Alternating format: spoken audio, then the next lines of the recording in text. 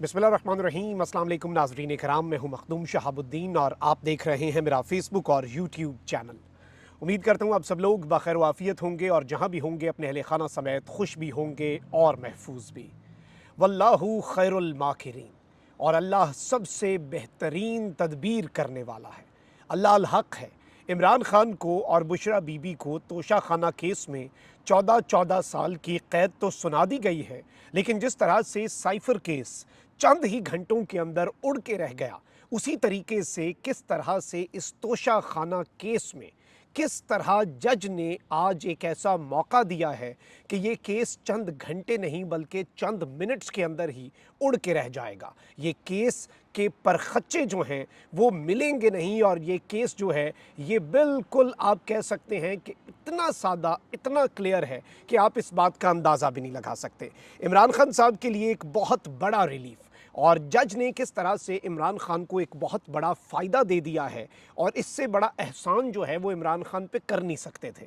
बड़ी दिलचस्प डेवलपमेंट्स हैं, और एक ऐसा नुक्ता मैं आपके सामने रखूंगा जो कि बहुत इंपॉर्टेंट है। इसके साथ ही साथ पाकिस्तान तहरीक इंसाफ जो है उसका प्लान सी भी सामने आ चुका है, और पाकिस्तान तहरीक इंसाफ ने ताकतवरों को, मंसूबा साजों को, जो स्क्रिप्ट राइटर्स हैं उन्हें एक बहुत बड़ा सरप्राइज़ दिया है। क्योंकि आपको पता है कि पीटीआई को इस वक्त मेन स्ट्रीम पॉलिटिक्स से बाहर रखना असल मकसद है। पीटीआई के उम्मीदवार आज़ाद हैसियत में इलेक्शन लड़ रहे हैं, मंडियां लगेंगी, उसके अलावा पीटीआई को रिजर्व्ड सीट्स जो हैं उनसे महरूम रखना इस वक्त स्क्रिप्ट का हिस्सा है। लेकिन इस सब के अंदर इमरान अहमद खान नियाजी जिस शख्स का नाम है वो हार मानने के लिए तैयार नहीं है। वो आखिरी गेंद तक लड़ेगा, और मुझे दोबारा इमरान खान के सामने बैठकर जमान पार्क में वो सुर्ख रंग की कुर्सियाँ दो जो सामने लगी होती थीं, एक पर इमरान खान साहब बैठे थे, एक पर मैं बैठा था, और वो तस्वीर जब भी मैं देखता हूँ इमरान खान के साथ अपनी, तो मुझे इमरान खान के अल्फाज याद आते हैं कि देखो शहाब, ये आसाब की जंग है और ये जंग मैं ही जीतूंगा। यकीन माने इमरान खान अपने अल्फाज पर सच्चा साबित हो रहा है, अपने अल्फाज को सच्चा साबित कर रहा है, अपने क्लेम को सच्चा साबित कर रहा है। इमरान खान को गिराने वाले तो थक चुके हैं, इमरान खान नहीं थक रहा। क्या कुछ नहीं उसके खिलाफ करने की कोशिश की गई, इन्हें लग रहा था वो टूट जाएगा, इन्हें तो लग रहा था कि वो बहुत पहले शायद टूट चुका होता, लेकिन वो इमरान अहमद खान नियाजी है, ये उसे एक मरतबा फिर समझने में गलती कर गए। ये इमरान खान को कॉम्प्रिहेंड करने में, इमरान खान का जहन समझने में ये इन्हें गलती लग गई, और इन्हें पता ही नहीं था कि वो किस मिट्टी का बना हुआ है। अब कुछ डिटेल्स हैं जो कि बड़ी इंपॉर्टेंट हैं, जो आपके सामने रखनी है। पाकिस्तान तहरीक इंसाफ जो है उसके हवाले से जो प्लान सी आज पीटीआई मंजर आम पर लाई है वो भी आपके सामने रखूंगा। लेकिन पहले एक इंतहाई अफसोसनाक खबर है। बाजवड़ में एक इंतहाई नौजवान और बिल्कुल आप कह लें कि young face of Pakistan politics, और मेरा बहुत अच्छा दोस्त इमरान खान साहब का जियाला रेहान ज़ेब खान, वो फायरिंग के नतीजे में शहीद हो गए हैं। और वो वहाँ पर अपनी इतनी बेहतरीन कैंपेन कर रहा था कि आप इस बात का अंदाज़ा नहीं कर सकते। और मैं कुछ घंटों तक ट्रॉमेटाइज्ड रहा। रेहान ज़ेब जो है, यंग, वेरी यंग पर्सन, उसे इस तरह से देखकर, और उसकी खून में लथपथ जो लाश है वो देखकर, इस वक्त हमारे मुल्क में ये हालात हैं। और ये रेहान ज़ेब खान का जनाजा नहीं है, ये पाकिस्तान की सियासत का जनाजा है। ये रेहान ज़ेब खान का जनाजा नहीं है, ये हर उस पाकिस्तानी नौजवान की उस सोच का जनाजा है जो पाकिस्तान की सियासत में आकर इस मुल्क को सर्व करना चाहता है, इस मुल्क को बदलना चाहता है, इस मुल्क के घिसे पिटे निज़ाम के अंदर उतर कर इस मुल्क के हालात ठीक करना चाहता है। ये हर उस नौजवान के जोश और जज्बे और वलवले का जनाजा है। रेहान ज़ेब के लिए अब हम क्या कहें। और यकीन माने इंतहाई दिल रंजीदा है रेहान की तस्वीर देख के, इमरान खान के साथ देखकर, और जिस तरह से उसने कैंपेन की। गुज़श्ता दिनों उसे अरेस्ट तक कर लिया गया, वो निकला बाहर और उसने जलसे के अंदर शिरकत की, पीटीआई के कन्वेंशन के अंदर लोगों को लेकर गया, और आज उसे शहीद कर दिया गया है गोलियां मारकर। ये दिल जो है वो यकीन माने फट के रह गया है, और ये डिटेल्स आपके सामने रखना इस वक्त बहुत ज़्यादा ज़रूरी थी। अब ज़रा कुछ और डिटेल्स के ऊपर आ जाते हैं, कुछ और अहम तरीन डेवलपमेंट्स हैं जो आपके सामने रखना करना इस वक्त बहुत ज़्यादा ज़रूरी है पाकिस्तान की पॉलिटिकल लैंडस्केप से। एक तो इंसदादी दहशतगर्दी की अदालत ने शेख रशीद साहब जो हैं उनके जुडिशल रिमांड में तौसीह कर दी है। शेख रशीद के खिलाफ 9 मई को जलाओ घिराव तोड़ फोड़ और हंगामा आराई केस की समाअत हुई, जिस सिलसिले में पुलिस ने साबिक वजीर को अदालत के रूबरू पेश किया और ये इन्हें अडियाला जेल में इनकी तो नहीं अदालत लगती, वो तो सिर्फ इमरान खान के लिए सहूलत है और वो सहूलत नहीं, वो बेसिकली निज़ाम के लिए सहूलत है, कहीं इमरान खान की एक तस्वीर बाहर ना आ जाए। शेख साहब को पेश किया गया 6 फरवरी तक शेख रशीद के जो रिमांड है उसमें तौसीह कर दी गई है, जिसके बाद पुलिस ने उन्हें वापस अडियाला जेल मुंतकिल कर दिया। इलेक्शन से आपको पता है कि कुछ घंटे पहले कैंपेन आपको रोकनी पड़ती है, तो शेख रशीद अमलन अपनी इलेक्शन कैंपेन से बाहर हो चुके हैं। 6 तारीख को अगर उन्हें रिहा कर भी दिया गया तो ही won't be able to campaign for himself, और वो अपने लिए कैंपेन जो है वो नहीं कर सकेंगे और उन्हें अमलन जो है पाकिस्तान की इलेक्टोरल पॉलिटिक्स में अपने लिए कैंपेन करने से रोक दिया गया है। अब एक जानिब तो ये डेवलपमेंट्स हैं और ये बड़ी अलार्मिंग अपडेट्स भी हैं, लेकिन इसके साथ ही साथ इमरान खान साहब की जो तोशा खाना की सज़ा है, आपको पता है कि कल इमरान खान साहब को तोशा खाना केस में और बुशरा बीबी को सज़ा सुनाई जानी थी। बुशरा बीबी कल अपना सामान भी लेकर गई, अडियाला जेल के बाहर सिक्योरिटी हाई अलर्ट थी, अंदर जो है ख़वातीन पुलिस एहलकार मौजूद थी कि बुशरा बीबी को गिरफ्तार कर लिया जाए। लेकिन कल अचानक जज जो मोहम्मद बशीर हैं उनकी तबीयत ख़राब हो गई और जज मोहम्मद बशीर ने आज एक बहुत अच्छा काम भी किया है। वो क्या है वो मैं आपके सामने रखूँगा, लेकिन पहले मैं आपको ज़रा सज़ा की कुछ डिटेल्स जो हैं वो आपके सामने रख देता हूँ। तोशा खाना केस में बानी पीटीआई इमरान खान और उनकी अलिया बुशरा बीबी को 14-14 साल कैद बामुशक्कत की सज़ा सुनाई गई है।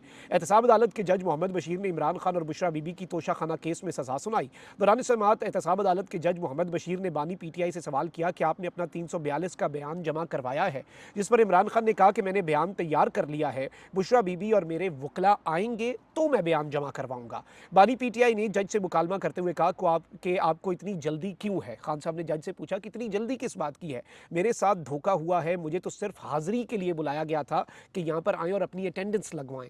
अदालत में आपको पता है कि पहले हाजिरी लगवानी पड़ती है। इसके बाद बानी पीटीआई गुस्से से कमरा अदालत से चले गए।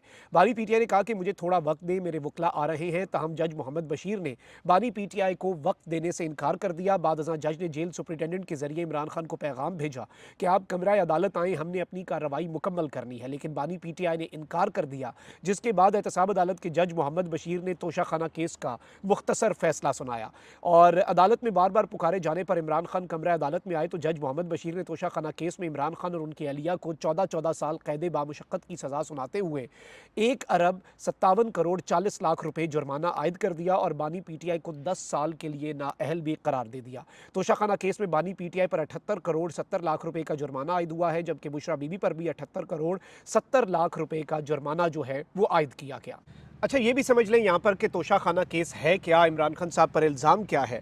इमरान खान साहब पर इल्ज़ाम है कि उन्होंने 2018 से 2022 के दौरान अपनी वजारत उज़्मा के दौर में बैरून मुल्क से मिलने वाले कीमती तहाइफ कम कीमत पर हासिल किए और फिर उन तहाइफ को $6,35,000 में फ़रोख्त किया। इमरान खान को मिलने वाले तहाइफ में सऊदी अरब से मिलने वाली कीमती घड़ी शामिल है, जिस पर खाना काबा का मॉडल बना हुआ था। इलेक्शन कमीशन ऑफ पाकिस्तान ने 21 अक्टूबर 2022 को कहा कि साबिक वज़ीर आज़म इमरान खान ने आइन के आर्टिकल 63(1) के तहत तोशा खाना के तहाइफ और असासों के हवाले से गलत बयानी की। इसके अलावा इलेक्शन वॉचडॉग जो है इलेक्शन कमीशन, उसकी जानिब से सेशन अदालत में एक पटिशन दायर की गई जिसमें चेयरमैन पीटीआई के खिलाफ क्रिमिनल प्रोसीडिंग शुरू करने की इस्तदा की गई और 10 मई 2023 को ट्रायल कोर्ट ने तोशा खाना केस में गलत मालूमात फराहम करने पर इमरान खान पर फर्द जुर्म आयद की। ताहम उस सब के अंदर आपको पता है कि इमरान खान साहब के खिलाफ जो तोशा खाना का एक फ़ैसला आया था जज हमायूं दिलावर का, वो भी आपके सामने है और इमरान खान साहब को उस केस के अंदर सज़ा दी गई। बाद में वो सज़ा जो थी 3 साल कैद की सज़ा और 1 लाख जुर्माने की सज़ा हमायूं दिलावर की, वो उड़ गई थी। उसके बाद वही तोशा खाना जो है उसकी नैब ने भी समाअत की। नैब में इमरान खान और बुशरा बीबी के खिलाफ 2 केसेस हैं बेसिकली। एक केस है तोशा खाना का और एक केस है अलकादर ट्रस्ट या 190 मिलियन पाउंड स्कैंडल जो है, जिसमें मलिक रियाज भी को एक्यूज्ड हैं और वो एक अलग इशू है। अब ये तोशा खाना वाला केस जो है, इसमें इमरान खान साहब और बुशरा बीबी को सज़ा देना क्यों ज़रूरी था, आप ज़रा चीज़ों को समझें। नवाज शरीफ को 10 साल की कैद सुनाई गई इलेक्शन से पहले, इमरान खान को भी 10 साल कैद कल साइफर केस में परसों सुना दी गई थी। अच्छा, उसके अलावा नवाज शरीफ को नाअहल किया गया, अब इमरान खान साहब को भी अवामी ओहदे के लिए नाअहल किया गया है। नवाज शरीफ कहते थे कि मेरी बेटी चूंकि मेरे सामने अरेस्ट हुई थी तो इमरान मेरी ईगो तब सेटिस्फाई होगी कि इमरान खान की अहलिया को उनके सामने हथकड़ी लगे। ऑल्दो दोनों के केसेस में ज़मीन आसमान का फ़र्क है और जो तज्जियाकार, जो सहाफ़ी इनका मवाजना करने की कोशिश करते हैं वो सिर्फ़ और सिर्फ इंटेलेक्चुअल डिसऑनेस्टी करते हैं, इसके अलावा वो और किसी चीज़ का इर्तकाब नहीं करते। ज़मीन व आसमान का फ़र्क है। वहीं दूसरी जानिब बहादुर खामंद की बहादुर बीवी, और ना इमरान खान के प्लेटलेट गिरते हैं, ना इमरान खान डरता है, ना इमरान खान गिरफ्तारी से डर रहा है। Imran Khan out of syllabus आया, इमरान खान की अहलिया भी इस निज़ाम के लिए आउट ऑफ सिलेबस आई हैं। तोशाखाना केस में अदालत की जानिब से सज़ा सुनाई जाने के बाद बुशरा बीबी गिरफ्तारी देने खुद अदालत पहुंची कि इससे पहले पुलिस आती बुशरा बीबी को अरेस्ट करने, वो तो कल भी सामान बांध कर आई थी। और बुशरा बीबी के लिए इस वक्त as of we speak Adiala jail में उनकी गिरफ्तारी के लिए जो चीज़ें हैं ज़रूरी कानूनी वो पूरी की जा रही हैं। बुशरा बीबी इस वक्त डिप्टी सुपरिटेंडेंट जेल के दफ्तर में बैठी हैं और उन्हें ताहाल गिरफ्तार नहीं किया गया, और उनकी गिरफ्तारी के लिए दीगर ऑप्शंस जो हैं वो इस वक्त ज़ेरे गौर हैं। लेकिन ऑब्वियसली ये चीज़ें आपके सामने होनी चाहिए कि ये मामला क्या है। अब इस वक्त मैं आपको ये बता दूं कि नैब रिपोर्ट जो कि तोशाखाना में पेश हुई उसमें यह बताया गया था कि इमरान खान और बुशरा बीबी ने जो तहाइफ रखे उससे कौमी ख़जाने को 1.5 अरब रुपये से ज़ायद का नुकसान पहुँचा, यानी इमरान खान ने कौमी ख़जाने को ये नुकसान पहुँचाया है। अब यहाँ पर जो जज साहब हैं उन्होंने जो एहसान किया है वो क्या है। जज साहब ने एहसान ये किया है कि उन्होंने इमरान खान साहब का 342 का जो बयान है जो कि बहुत ज़रूरी होता है वो लिए बगैर ही ये फ़ैसला सुना दिया। इस एक चीज़ की वजह से, इस एक लूप होल की वजह से, और मुझे तो वैसे ही लग रहा है कि जज मोहम्मद बशीर साहब जो कि आसिफ अली जरदारी, नवाज शरीफ, शाहिद खाकान अब्बासी, राजा परवेज़ अशरफ, यूसुफ रज़ा गिलानी यानी साबिक़ सदर और साबिक़ वज़राए आज़म के केसेस सुन चुके हैं। इमरान खान के केस में वो रिलक्टेंट थे क्योंकि इससे पहले भी मोहम्मद बशीर साहब जो हैं उन्होंने अपनी सेहत की ख़राबी की वजह से अपनी रिटायरमेंट तक दरख्वास्त दे दी छुट्टी की, यानी वो ये केस ही नहीं सुन रहे थे। जज कोई और था नहीं, इमरान खान साहब को सज़ा देना मकसूद था, तो जज मोहम्मद बशीर साहब से उनकी दरख्वास्त वापस दिलवाई गई। जज मोहम्मद बशीर साहब कल सज़ा सुनाने लगे तो उनकी तबीयत भी ख़राब हो गई और समात मुलतवी हो गई, उन्होंने डिले कर दिया। आज लेकिन उन्हें यह सज़ा सुनानी पड़ गई और जज मोहम्मद बशीर साहब ने ये जो सज़ा इमरान खान साहब को सुनाई है इसके अंदर एक ऐसा लूप होल है जिसकी वजह से ये केस अदालत के अंदर, हाई कोर्ट के अंदर, सुप्रीम कोर्ट के अंदर, चाहे सामने जज जस्टिस आमिर फारूक साहब ही क्यों ना बैठे हों, चाहे सामने जस्टिस काजी फाइजीसा साहब ही क्यों ना बैठे हों, लेकिन ये केस जो है ये 2-3 मिनट का केस है, 2-3 मिनट के दलाइल हैं और इतने ट्रायल के अंदर झोल हैं। जिस तरह से साइफर केस के अंदर तोशाखाना हुमायूं दिलावर वाला केस भी तो आपको पता है कैसे उड़ के रह गया था। अच्छा, इसके साथ ही साथ इमरान खान साहब और बुशरा बीबी, जारी बात है खान साहब तो अगर ये केस उड़ भी जाए, सज़ा ख़त्म भी हो जाए, तो खान साहब जो है वो तो फिर भी अंडर अरेस्ट ही रहेंगे। वो साइफर केस में भी अरेस्टेड हैं और अगर उसमें भी उनकी ज़मानत हो जाए जो कि सुप्रीम कोर्ट से हुई थी, आपको याद है, तो फिर भी इमरान खान साहब को और केसेस के अंदर 200 केस एक बंदे के ऊपर हो तो वो तो उसे बाहर इस वक्त निज़ाम नहीं लाना चाह रहा, लेकिन बुशरा बीबी की रिहाई जो है वो इसमें हो सकती है। लेकिन फिर वही बात, क्योंकि दूसरी जानिब इन्होंने इद्दत में निकाह वाला केस फंसाया हुआ है और वो एक इंतहाई घटिया और भोंडे किस्म का केस है, तो ये भी हो सकता है कि अगर ये केस उड़े तो पाकिस्तान तहरीक इंसाफ के चेयरमैन, बानी चेयरमैन इमरान खान साहब की अहलिया बुशरा बीबी को किसी और भोंडे केस में अरेस्ट कर लिया जाए और एक दफ़ा जब उन्हें अरेस्ट अब करना है आज, तो उसके बाद फिर उन्हें रिहा ना किया जाए और उन्हें इसी तरीके से एक केस से दूसरे केस में फंसाया जाता रहे। लेकिन इसमें जो ये केस उड़ेगा वो ये 342 के बयान की वजह से उड़ेगा, ये आप मेरे अल्फाज कहीं लिख के रख लें। अच्छा, वहीं दूसरी जानिब मैंने आपको बताया था कि पीटीआई का प्लान सी जो है वो सामने आ चुका है। इस वक्त फैसला साजों का, मनसूबा साजों का यही प्लान था, यही उनका अल्टीमेट एक गोल था कि वो पाकिस्तान तहरीक इंसाफ को ख़त्म कर दे। पीटीआई जो है वो बतौर सियासी जमात, पीटीआई ने इसके अंदर बहुत सी स्ट्रैटेजीज़ लगाई कि उनके लोग जो हैं वो डिफ्लेक्ट ना हों। बहुत से लोग पीटीआई के हल्फ नहीं दे रहे, लेकिन बहुत से लोगों ने हल्फ दे दिया है और बहुत सी चीज़ें अभी भी डामाडोल हैं। लेकिन यहाँ पर मैं आपको ये बता दूँ कि कल ये खबर आई रात गए कि पाकिस्तान तहरीक इंसाफ ने पीटीआई की जनरल बॉडी का इजलास आज तलब किया हुआ है। पीटीआई की जानिब से जारी एलामिये के मुताबिक इस्लामाबाद और चारों सूबाई दारुल हुकूमतों में मुनक्किद होगा। इजलास में इंट्रा पार्टी इलेक्शन और दीगर तंजीमी मामलात ज़ेरे गौर आएंगे। एलामिये के मुताबिक मरकज़ और चारों सूबाई दारुल हुकूमतों में इजलास की कार्रवाई चलाने के लिए कन्वीनर्स को बाज़ाब्ता तौर पर तैनात किया गया और ये एक फुल फ्लेज किस्म का, पाकिस्तान तहरीक इंसाफ ने फुल प्रूफ किस्म का निज़ाम बनाया है ताकि इस मरतबा पीटीआई के इंट्रा पार्टी इलेक्शन के हवाले से कोई एतराज़ ना हो सके और पूरी तंजीम की गवर्नेंस गवर्निंग बॉडी का इजलास बुला के फैसले कर रहे हैं, क्योंकि पहले उमर अयूब साहब ने चीफ इलेक्शन कमिश्नर लगाया इंट्रा पार्टी इलेक्शन के लिए, वो कह रहे थे भाई हमारे खाते में तो जनरल सेक्रेटरी है ही असद उमर अयूब है ही नहीं। अब गवर्निंग बॉडी के फैसले को ये झुटला नहीं सकते।